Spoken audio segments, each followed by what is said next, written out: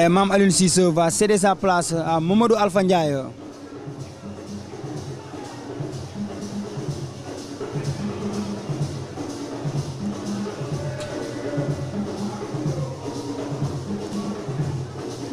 Match assez discret moo tax match bi sax boo leen ko xoolee y a pas beaucoup d'engagement benn carton la match bi am carton reçu depuis la première période par Omar Sarr.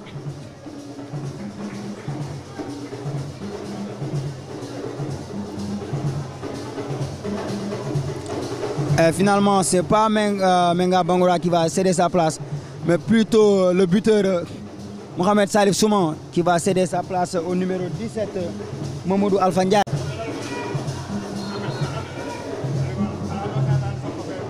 Corner tiré par. Attention à cette frappe qui se loupe. Attention!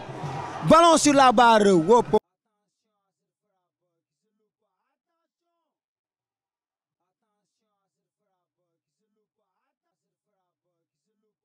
Le ballon, sa frappe qui s'est terminée sur la barre transversale.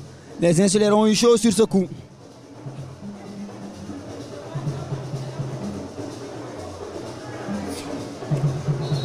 Il a failli nous marquer un but à la Jude Bellingham ou bien à la. Trouvé aussi, les joueurs n'ont pas su trouver la faille pour pouvoir beaucoup joindre Momo.